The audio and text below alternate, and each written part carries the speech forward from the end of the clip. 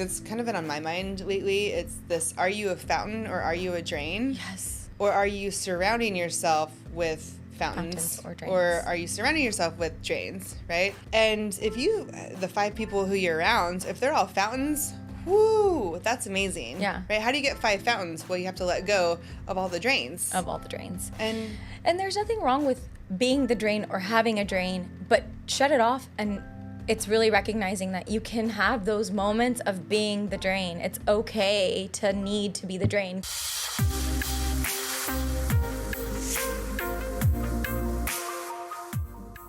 Welcome back to Create Your Fate. I am Life Coach Meg Ellis, here to help you create your best life ever, simply starting with your words and your thoughts. And I'm so excited for today. I have my newest Phoenix 8 coach on the show with me. One of my best friends, Jasleen Kaur, is here to join us. Jasleen, thank you for being on the show once again. This is our 4th or 5th time that we've done this. Yes. Thank you so much for having me. It's always so much fun to do this with you. I know we have so many enlightened conversations on a regular basis, and then it's just so nice to be able to put it together into like an actual episode. I know. It just feels like it gets better and better every time. I know. We've got our new studio. It's beautiful. I love Major this. upgrades, glow ups, letting the process be slow and steady, and then you just grow and you grow. Yeah. And that's, similar to your process. I introduced you as a Phoenix 8 coach, but you do so much more. Tell us about all the things that you do. So first and foremost, I'm a mother. That's my biggest job and responsibility that we just talked about, And then the second thing that I do that's a big part of me is being a business owner. And my business is a med spa. We are currently growing and helping more women also have their own med spas. So that's a really creative but also exhausting endeavor, but it's very fulfilling as well. Another thing that I'm recently doing, obviously with coaching, and then I've recently decided to start a skincare line because of my education and background with the skin and understanding textures and healing the skin in so many different ways that I've decided that's going to be my newest thing. Right. And one thing you skipped over, too, is, yes, you own a med spa, but you're also a PA. I'm a PA, yes.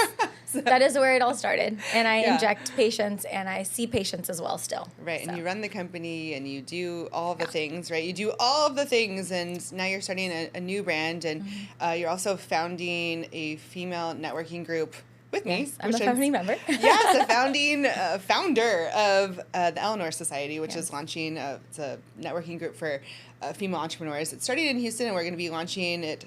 We have goals to do it globally, right? So, but you're doing all of these things, and as you get more and more and more aligned into things that are for you, tell me about, we decided to talk about letting go of things. Yeah. Why, especially in this phase of your life, was it so important for you to share this message with others? I mean, imagine all the things that it involves to be who I am. It's not to be like cocky or, arrogant, but at the end of the day, there's a lot that involves being me. It requires me to be present at home, but also present with my patients, but also present with my company, and also available to grow a new business. And I think when you try to take on so much, it's fun. It's really fun. But there are parts that I have to let go and delegate, and I have to give to others. And one of the things that I've started realizing is that most CEOs and major business owners are like, the boss doesn't ever do everything, right? They're not the ones picking up the phone and making the calls. They have someone to do that. And so it's really letting go of the little nitpicky details that I was so particular about. And I hired the right type of help. I hired the right people. And that's one of the ways that I'm letting go. And it doesn't mean that I love my business any less. I love my business even more when I do that, because now I can give that missing piece, or to someone that's also enjoying the process, and that's also enjoying that part of their job, which is interacting with others. So it's when you let go, you also gain more. So it's realizing that there's that balance, like just releasing one thing allows another kind of. Constantly. Yes. I always love the visual of literally having your hand out. Like all of these things, you're holding a million things, right? Yeah. It could be a million roles. It could be 5 different roles. It could be friendships that aren't serving you anymore. It could be tasks in your business, right? It could be all of these things that you're holding, because especially as women, I know a lot of women listen to this podcast, and a lot of female entrepreneurs listen to this podcast too. You're holding a lot in your hand at all times, and you want more, you want more, you want more, but your hand you're not going to be able to reach out and actually receive it. So even if it does come, you missed it because you're hanging on to too many things. So learning how to ask for help, let go, right? Letting go of things that no longer serve you. So let's talk about that. How do you know what's no longer serving you for your highest good? That's such a good question, because you really have to think about that, right? What part of your business, what part of your life, the little details can you release? Even in our homes, right? Let's just say you're a stay-at-home mom and you you want to add in some type of work in your life. What can you delegate to your children? Like, it's that simple, right? What can I give my children as a task to help in the home that they live in order to be present for myself as well? So it's when you release something you can't do everything perfectly for first of all, right? Everything cannot be done exactly to your liking all the time. And releasing that perfectionism, because there is no such thing as perfect, let's be real. Yes. Even if you think you're perfect, reality check, you're not. Right. And I know that's hard with letting things go, because it's like, oh, I don't want to release this task because it might not be done perfectly or to my standard. Yeah. Right. So it's like, oh, let me just hold on to this and do it myself. Right. Right. But at the end of the day, then you like you said, when you're not allowing that to leave, you're not making space for the next best thing to come. And if you want to live your best life ever, which is what we always aim for, right? What does your best life ever look like? And really, summing it all up, you could even say, like, if this task or this thing does not fit your best life ever, you have to let it go. And it's just as simple as that. But a lot of times people get scared and you get attached, to people, to things, to tasks even in your day, that you find that those are things that you have to do or have to be a part of, or even friendship circles that you feel like you have to be a part of. But holding on to those friendships, is that allowing you to grow into your highest self, into your best self? Yeah, you have to think of it as, it's kind of like, in a way, it's holding you back. Yeah. Right? And I think one thing for me personally, too, it's when you think of letting go of things that are no longer serving to you, you think, oh, these things are bad. Like, I can easily say, oh, this bad habit is like not serving me, or this person, this toxic relationship is not for me.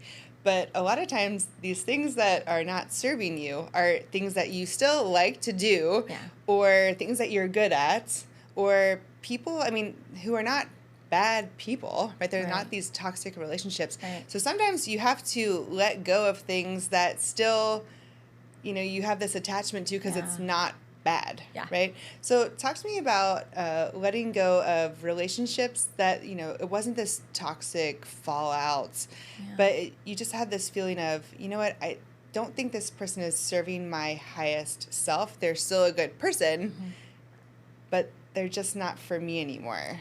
That's an interesting one, It's because you don't want to seem like the jerk that's like, I'm too good for you. I can no longer have you in my life, Yeah. But it's looking for signs of people being for you or not. It's not even that they're against you. It's just if they're for you. And I think one of the biggest signs that I look for in a person is if they are your cheerleader. Are they for you? Like, do they cheer you on when you do something well, or do something that you are excited about? And are they looking at you as envious, or are they always looking for the negative? I understand being realistic about goals and expectations, but do they hold you back? When you say, hey, I want to open this new business, what do you think? Do they say, man, why would you do that? There's like already 50 people out there doing it, or 5 million people doing it. Why would you spend your time doing that when this is something that brings you joy, And that's the same thing that your own ego could do that, right? Your own personal self. So it's also letting go of your thoughts that are holding you back. Right, things that are no longer serving to you. That I think, especially when it comes to relationships, the whole some things truly are meant for a season, but we're creatures of habit, and we like, I always mess this word up, familiarity. I think I said it right. You did. I think I did. Normally I botch it, but these things that, we're used to, and they give us this comfort, right? We're comfort creatures. Absolutely. And so we think just because this person has been around for so long that, oh, it's okay if we hold on to them. And it's hard to let go of things just because they've been around for so long. Yeah. And sometimes we'll wait till like that really big defining moment that they are not for us. But other times it's confusing, and it can be very blurry. It can be very gray. It's not always black and white, Yeah. that they particularly did something to you or hurt you, straight on. It's just that the things that they do consistently, even after you've asked for more, is not aligning with your goals or with your best life ever. Yeah. It could be as simple as not showing up when you ask them to, and you have to, it's a very hard or tough call to make. And what really surprises and shocks me, but also doesn't, is that when you step back and you don't show for them the way they're not showing for you, and their reaction to it. And I think that's like a really good test. I know that sounds terrible, but like a test of your friendship, it's stepping away from, or even let's say it's a habit of stepping back away from that habit and being conscious and aware and moving back and seeing what happens. And then if that habit, falls apart or something goes wrong, you can see it from an outsider's perspective and really like a bird's eye view of this. Was this actually serving me, or was I holding on from habit or familiarity? Yeah. Oh man, I nailed it once. Yeah, that's so true, of just taking a step back, right? I feel like we're always so rushed. Yeah. It's like, just like, no, pause for the cause. And see how you feel when you do take a step back. You don't have to rush into like, just dropping everybody, right? Or things or habits or tasks or whatever. But it's like, stop and think, how does this make me feel, right? If I pull back a little, because the energy's been off, something's feeling a little weird. I don't think this person is for me, or for me to this degree, right? It doesn't have to be this black and white thing of like toxic fallout, never going to talk to you again. It can be, this is your level of access to me, or this is what I choose to share with you, or this is how much time I'm dedicating to you, right? Because I love what you said. Is this person holding me back? And what's the opposite? Is this person helping me grow? Yeah. And growth doesn't necessarily just have to be in terms of like your financial growth or your goals, but also like your spiritual internal growth too. I mean, why are we here? Like, it goes back to that like basic, why are you here on this earth living this experience, right? And not to get too wooey, but there's definitely something happening that brought you here. So if you really reflect on that, if you're a spiritual person, and one of my closest friends, she told me about like the circles. So like your core, and who's that? And that's you, right? You're the core. Even though sometimes we think our family's our core, but you're actually your own core.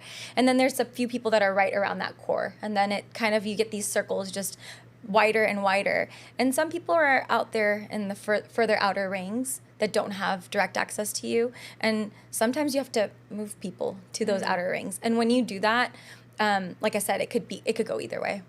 But understanding that it's okay to do that, and it's not selfish, rather it's self-serving, and realizing what selfishness really means. I think that's another kind of aspect of it, is when others or things or people or events or tasks, whatever, doesn't serve you, it's really recognizing, is it because it's not because you're selfish and, in a bad way. It's because you're self-preserving and serving. Because, like I said, we're here for a particular reason. And so how are we growing, and how are we becoming the best version of ourselves while we're here? Right. Yeah, and that's a whole other, double click into this topic of self-serving. Like, why do we hold on to things and we don't let go of them? Because we feel guilty, we feel selfish, we feel like we're not supposed to be self-serving. Yeah. Fear. Fear. Fear of fear of permanence too. You know, you Yeah. can have seasons of friendship, word. you know, levels of, okay, this is where I'm at in life. These are all the things that I'm working on. I can't hold all the things. Yeah. And I'm choosing to surround myself with this type of person to help me grow because I'm in this growth mode right now. So I'm not going to be able to go out with my friends the way I used to go and, you know, spend all this time with people who aren't, they're great people. Nothing right? wrong with them. Yes. Nothing wrong with them. It's just, this is how I'm choosing to spend my time for my future self. So it sounds like you have to identify your future self.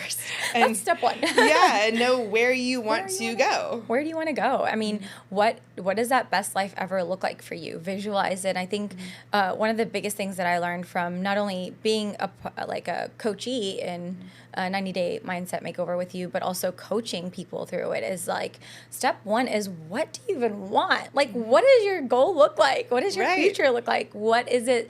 What is the best version of Jasleen that could exist? Yeah. Just start there. Right. Exactly. And write it out, you know? And I love I think we've talked about it at some point.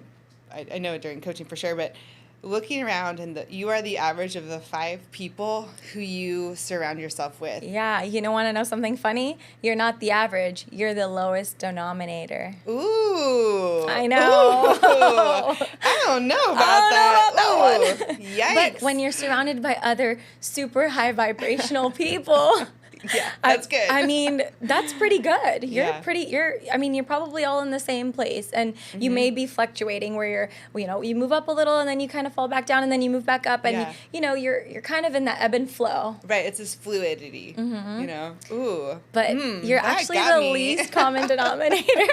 Yeah, wow. I know. When I heard that last week on a different podcast, I was like, ouch. I was like, well, but then I was like, actually, I'm doing pretty good. Right, but that's kind of an eye-opening thing to be like, oh my gosh, whoa. And that kind of goes into this thing that's kind of been on my mind lately. It's this, are you a fountain or are you a drain? Yes. Or are you surrounding yourself with fountains or drains. Or are you surrounding yourself with drains, right? And the 5 people who you're around, if they're all fountains, whoo, that's amazing. Yeah. Right? How do you get 5 fountains? Well, you have to let go of all the drains. And there's nothing wrong with being the drain or having a drain, but shut it off. And it's really recognizing that you can have those moments of being the drain. It's okay to need to be the drain because you can't constantly be pouring or constantly receive that flow. It's okay to let it go too. And that's that letting go. Mm-hmm. But I love that analogy of being the fountain or the drain, because if people are pouring into you and elevating you, you'll be able to pour back into them and elevate them, you know? Yeah, it's this exchange, this flow. I had one of our friends Marco'd me the other day, and she's like, I just needed some positivity in my life. And it was so amazing and honorable for me to be that person for her, that she Marco'd me and said, girl, I just need you to be positive for me. I need some of your positivity because I'm about to go into some situations with people that are drains, essentially. Yeah. And it was like, wow, I am her fountain and she's my fountain. Mm-hmm. And the fact that whenever I need something or I'm feeling lack or in a low place, I can go to my fountains, and those are my people. And it's really hard to see that when you're alone or when you haven't surrounded yourself with those people. However, you'll also have to be open to the opportunity. Like you said, you have to release and open to the opportunity for those people to come in. Right. So let's talk about that, because we'll stay on the concept of people. Yes. Right. But the same thing with habits and how you spend your time.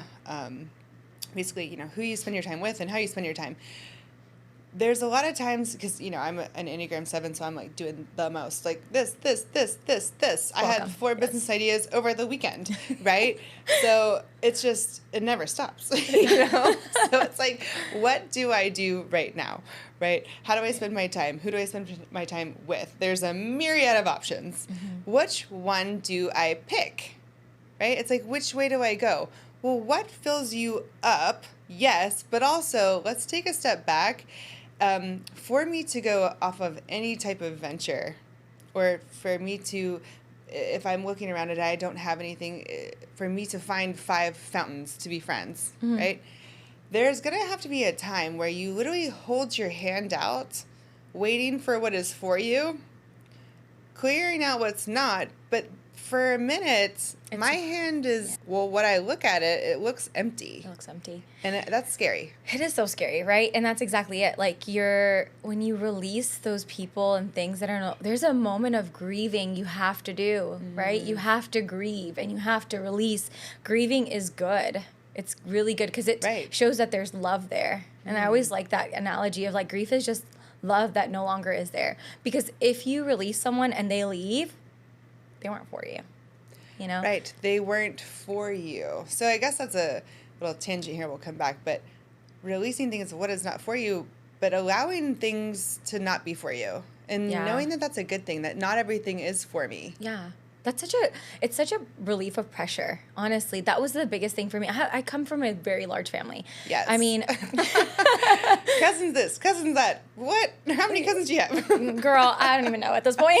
We have a large family and we keep connected to everybody, which is kind of awesome because you know that you're never alone, kind of.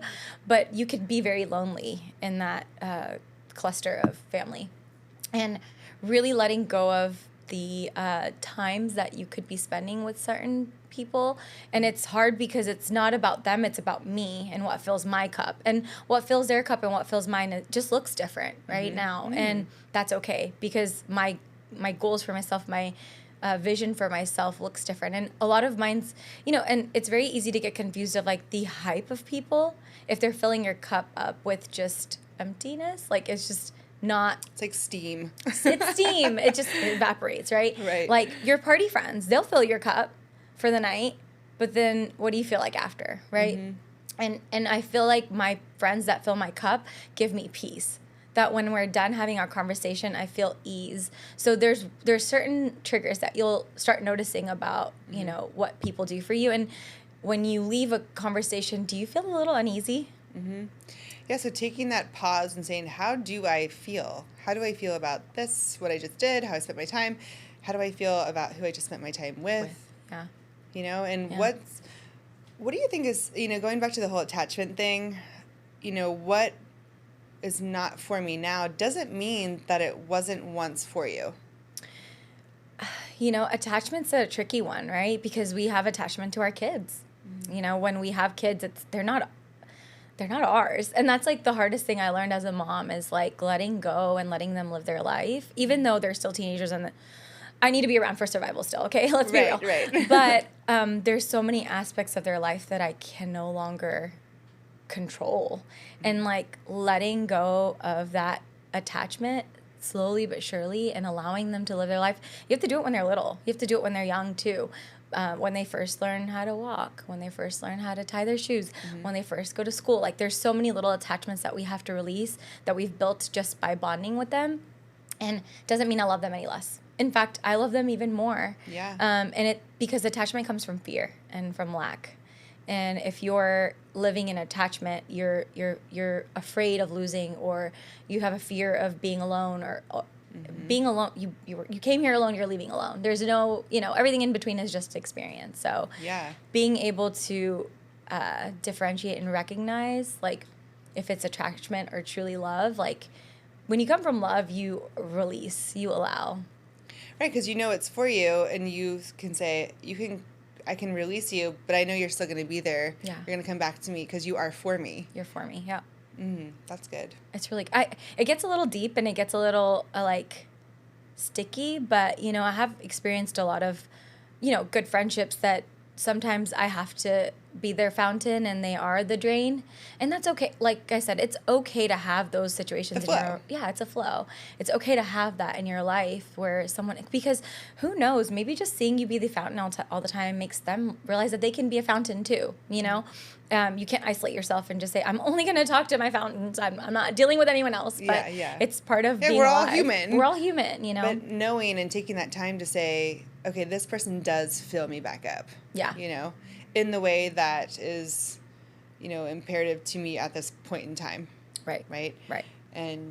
And it has nothing to do with people being, you know, bad people. No. Right? You're just in a bad place, you know? And sometimes we are in a bad place. And again, I hope that I don't go into the drain mode again. But if I do, I know that my people are there and can remind me how to be that again, you know? Yeah. And I think that's where that difference is. Like, are the people in your life also reminding you to be a fountain, you know? And how do you find these people? That's another thing. Like, how do you just go out and Right. So meet let's these say people? you let go of everything that's, hey, I think I'm being surrounded by a bunch of drains. I've identified where I want to go. Yeah. And I don't know if these drains that I've identified are going to help me get there. Right. So for a moment, I have to let go. Mm-hmm. And my hand looks really empty, and that's scary. But I always say it's not empty, it's open. It's open. So, but what is it open to? Where am I going to find these new people, these new habits, these new ways to spend my time, right? Where do I find them? Where do you go? That's tricky, right? Look at someone else has done it. It's like, you don't have to reinvent the wheel. You told me that the first time I met you. You're like, don't reinvent the wheel. And I was like, okay. But at the end of the day, it's just, I've never forgotten that. But at the end of the day, it's like, look at someone that you would like to be like, that you admire, someone that has what you want.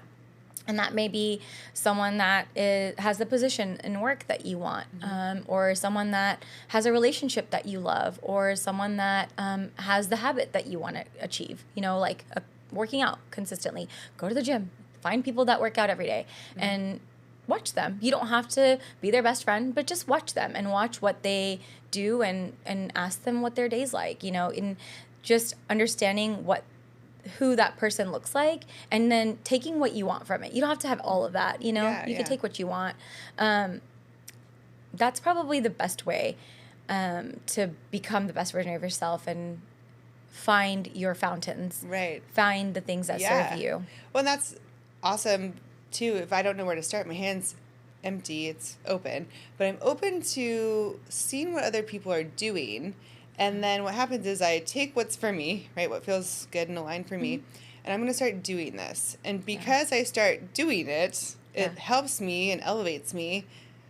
But it also, because I'm doing this, then I'm going to find other people who are also doing this too. Yes. That's where you find them, by doing it. It's really funny how that works, right? Like you basically have to mimic. Okay, so I saw this girl, she's on TikTok. She's one of my favorite TikTokers, right? And she talks about how she learned how to speak French when she was in high school. She just became fluent. And she says all she really did was mimic French people. She just walked around pretending like she was French and sounding like they sound, even though it may seem like you're making fun of them if you think about it, but she just pretended to be them. Yeah. And eventually she was fluent in French. And so it's kind of like that. A sweet friend of mine, she was working at MD Anderson, and she was very unsure about, quitting her job. Yeah. And one day she said, hey, I would love to meet you for coffee. And, how my days are. I don't know if I'm going to be able to meet you for coffee. I'll see. Well, this coffee date worked. It just happened. I feel like it was aligned for her, and the stars aligned, and I was able to make it. Yeah. I went there, and another friend of mine joined, and we're sitting together at this table. And she's like, I really want to quit my job at MD Anderson. I really want to start this business. I have a business going, but I'm only doing part-time. I know if I put my 100%, then I would be able to do really well with this. I would be able to replace my salary and some. And I said, well, then why aren't you doing it? She's like, well, I can't let go of my job at MD Anderson. I'm like, well, why not? We get to the logistics of it. Like, your husband works. Can you pay the bills without this job? Do you have enough savings? Like, the logistics, right? And at the end of the meeting, she was like, I think I'm quitting my job. Yeah. 2 weeks later, she was done. Oh, my God, amazing. It's kind of amazing. But she saw someone else that also quit their job, Right. What are you doing that I can do? Correct. What got you here? Right. And it's this vulnerable space of, feeling like you're empty, but asking a lot of questions. And I think it's a lot more comfortable, right? Going back to us being comfort creatures, it's a lot more comfortable just to not be vulnerable and say, hey, what are you doing? Do you mind helping me? Can I just pick your brain? Or even observing somebody else doing something else and following up with action of making the change, right? I see this a lot with people who, I've been in fitness for a while, or, coaching people. Okay, well, I don't like I want to let go of, all this extra weight that I'm carrying, right? Or these bad habits, these bad eating habits. Mm-hmm. And it's like, okay, well, what are you doing now? Well, I'm looking at myself in the mirror and I'm saying, ugh, gross. I'm disgusting. I hear that all the time, and I hate when people say that. Okay, well, what does future you do? Right? Well, future me is, waking up and going to the gym and doing this and whatever. And I look at myself in the mirror and I say, I love you. Like, I love my body. It's like, okay, well, do you do that now? No. That's what they say. No. No, I just look in the mirror They and may say, go to the gym and like they may eat healthier, but they're not aligning their thoughts to their actions. When they come home and look in the mirror, they're like, Right. ugh, you're still disgusting. Start doing it now. Start saying, I love you Yeah. in the mirror. Yeah. And it's going to feel weird at first, It right? does, Again, yeah. this feels weird. It's uncomfortable. Like you said earlier, it's uncomfortable. It does not feel good to let go of things. Right. That's But okay. you can't that's just a mentality that is no longer serving you for sure. Letting go of, oh, I hate the way I look in the mirror. Yeah. Well, what does future you want? Identify it. And Yeah. what can you bring into the now? Yeah. Right? Oh, well, I can at least say, I'm going to work up to working out and, doing things longer and whatnot, lifting more weights or whatever, going more frequently, because there is a slow curve to that because you can't just hop in and run a marathon if you want to do it safely anyhow. But there are things that you can do. So identifying things that you actually can do when your hands, empty, what can I do? You actually can do some things. Well, I can look at myself in the mirror and say, I love you.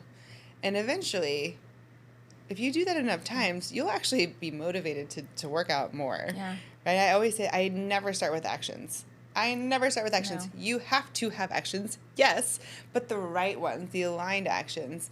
And it's like, okay, what can I do here? It's a vulnerable space, but you do have to also decide, right? The power of a decision. You have to decide, I'm going to do this. I am okay with this. With my open hand. That's for habits. That's for I'm starting a new business or endeavor. That's for people. That's for all things, right? It's not exclusive to just the habit of the gym. It's people. I'm making the decision that this person, I don't think they're serving me. And your intuition tells you, like You know. girl, you know. You always know. You always know. know. Yeah. And so just making the decision to say, I'm okay to be uncomfortable for a little while. And seeing what happens from there. And you know what? You're not responsible for other people's reactions. Amen. One more time for the people in the back. You are not responsible for other people's reactions. Yeah. At all. It's when you let that go, right? Thinking, that's a mentality too. Thinking that everyone's reactions is your fault and your responsibility. When you let that go, that's life-changing right there. And you do your thing, right?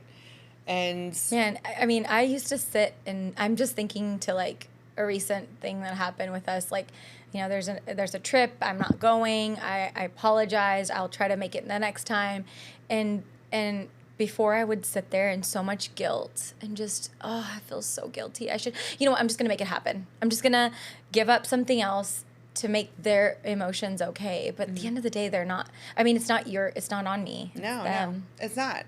And it's kind of similar to, what you said about your kids. It's like everyone's on their own journey. Oh, they are too. Everybody. Absolutely. Like everyone has their own path and you're not responsible for anybody else's journey but your own. And, really the less responsible you feel for other people's journeys, the more you can focus on your own. But sometimes your ego does this where it actually tricks you into feeling responsible for other people because if I focus on them, then I won't have to focus on myself. It's self-preservation. Ooh, yeah. It's like this false self-preservation of like, oh my God, what if like people find out what I really am? Like, what if they see the ugly sides and it's like, or what if this doesn't work? What if it doesn't work? What if I want to change my mind later? Yeah. Well, change your mind. Right? That's a whole other podcast. Yeah. And it's that fear of permanence, right? Like and there's other people's shame on you, guilt on you, saying, "Oh, well, if you've changed, who are you?" That's an awful feeling to have. Oh, you've changed. Yeah, I have. Thank you for noticing. I've been trying. Yeah, that's what you say. It worked. Great, thank you. I'm so glad I'm not who I was 10 years ago. It was not serving me. I was unhappy, and now I'm happy. Yeah. Happiness and peace is the biggest word because happiness can come and go. You can feel happy one moment and sad another, but feeling peace and ease every day, I think, is the biggest, I think, indicator that you're doing what's right for you. Is when you feel peace in your heart knowing that you did the right thing or the best for yourself, you know? That's so true. It's just this impermanence of recognizing that just because something made you happy for a while doesn't mean it has to make you happy forever. And there's this Taylor Swift lyric, I want to say it's from Happiness, her song Happiness, and it's like, there was happiness after you, but there was also happiness because of you, right? And the two can be the same, right? Yeah. I have to let go of this idea that it has to be this or that. No, you made me happy for a really long time, right? And there's something in my life right now, I'll keep it vague, but that once brought me a lot of happiness. Yeah. I, at one point in time, was like, oh my gosh, I cannot believe that I get to do this. Yeah. And allowing yourself to grow, right? And now being in a different place, you know, years and years later, where I'm like, I don't know if this thing is for me anymore, because it's not bringing me that same level of, it's not really feeling like a fountain. It's feeling kind of like a drain. It's the season. It's the season. Yeah. And you can't always have spring. You can't always have, you know, summer. It's got to change. It's got to change. And when it feels like it's changing and you're not letting go, it kind of feels like that right now. Good. Yeah, where it's like, what are you, and I guess what am I in this moment if I'm going to sit with it and see, you know, is this for me? Is it not for me? Is it serving me? Is it not? But accepting the idea that just because it's not serving me now doesn't mean it once brought me so much happiness, and loving that and accepting that and having gratitude for that. Yeah. Right? Where there's not, you know, replace guilt with gratitude, where it's like, no, I really love that you served me for this many years, and you gave me this opportunity, this opportunity, this opportunity, and all these amazing experiences. Yeah. But back to another Taylor Swift song, it's time to go, right? I think it's the same album, actually. Probably. Yeah. And she did a Ho'oponopono on the whole album, right? Yeah. It was like, I'm sorry. Yeah, right, the whole album. I forgive you. Right. It's just, It's really going through that motion. And I love that practice that we both get to do. It's awesome. But explain Ho'oponopono. I love it. It's crazy to even be talking about this right now, because I read this book a couple of years ago about this ancient Hawaiian healing method, and it was about healing yourself and others. And it requires you to apologize, forgive, have gratitude, and give love. And it's like all of the emotions in one, which is so difficult to do. It's a lot. Yeah. It's a lot. It's a lot, but that's so good, because when you let things go, you can let things go with love. With love, yeah. Right? It doesn't have to be this big blowout, like, terrible, no, it can be thing. Good. It can be good. So good. It can bring you so much peace when you let go. And just saying all this stuff out loud is just it's so real in my life right now, and I think that's why I was so excited about doing this podcast. Because it's so real in my life as I'm moving forward into a new direction and creating a new brand and creating a new line. As excited as I am about this is the first time I'm actually talking about it out loud with anyone besides just my friends, and it's out there for the whole world now. It's becoming real. And if it fails, it's okay, you know, and being excited and happy and enjoying the process of it. This last month has been a little bit of like roadblock after roadblock and roadblock, and you know, just being okay with those roadblocks and taking those turns, and it's really fun. It's really good, and if you get to open up again to receiving the experience of it rather than holding on to what doesn't work or what is working or even what is working, because if you're being attached to what's working and you're not allowing yourself to open up to experiencing it, you miss out on what could have worked also. Yeah. And enjoying the process, and enjoying it. Like, just enjoying it. And you think, too, you know, when you don't let go, when you refuse to leave an attachment, but you've identified that it's not for you. Yeah. So if something is not for you and you're not 100% giving your energy into it with love, then the person, thing, habit, whatever it is on the receiving side of that is also not getting what they deserve. And what is serving them. Yeah.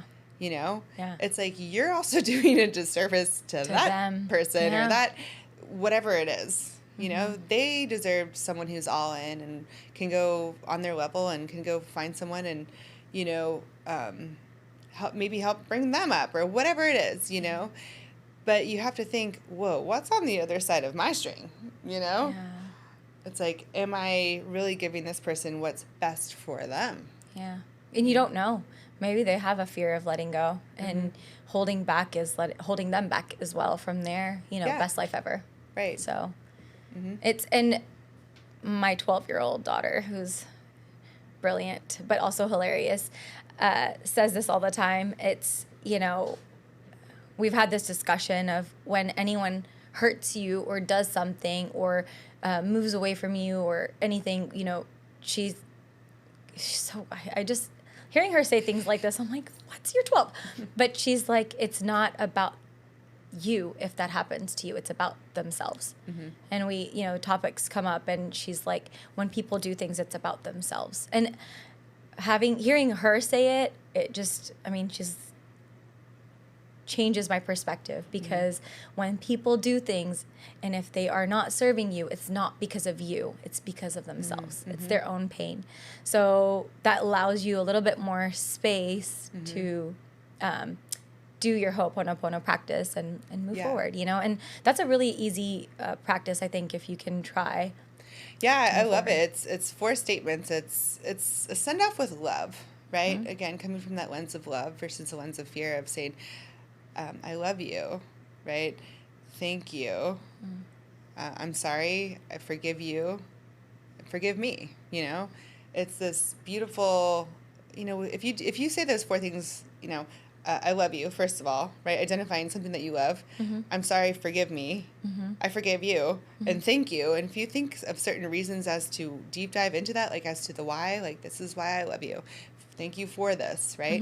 Man, you just feel better. You feel better. You just feel better. So you can let go with love. With love. Right? Versus... It's like a send-off. Like, it's a send-off. I love you. Here you go. Right. Go do your thing. Right. Be free. Be free. Be free. Oh my gosh. That's like the perfect way to wrap it up, is like you're freeing them to find their best life ever. It's twofold. So, or learn their lesson for whatever reason, we're not in charge of that. I'm not responsible, again, for anyone else's reactions. No, exactly. And it's their journey. So I'm going to release my fear, which is masked as responsibility for your life and your decision and the outcome of my decision, right? Staying with the company for, long, not opening up your business, holding on to a friendship that's not for you, whatever it is. I'm going to stop denying the fact that if I focus my responsibility on you and I stop doing that, then I have to focus on myself. Yeah. Right? Oh, my one journey who is my responsibility. It's just one. Yeah, and I let you off to explore your journey. And guess what? Maybe we'll come back around and meet again. Yeah. Right? But on this, level that is going to bring everybody forward and everybody up, Yeah. It's so interesting that letting go is such a hard thing, but it's so life-changing. And like I said, it's the biggest part of having peace. Yeah, it is. It's peace, because holding all that stuff that isn't for you feels heavy. It's draining. That drain again. Right? It's draining. It's the drain. Are you your own drain? Right? Yeah. What parts of you are you not letting go of? Right. What habits? Gossip, negativity, anger, fear, guilt, all those things, Yeah.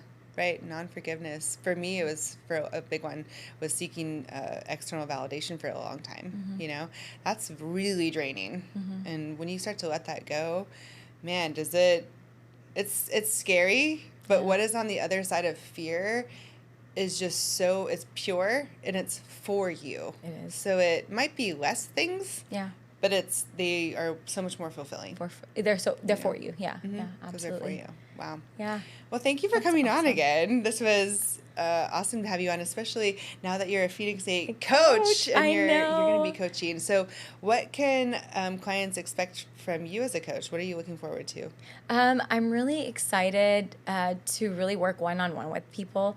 I do get to experience the therapy side of injecting a patient. You get all their whole story. Yeah. Just people shadowing me recently. They're like, gosh, how do you know everyone's life story? I'm like, I don't know. Well, when you hold a needle at someone's face. Yeah, they tell you everything. They tell you everything.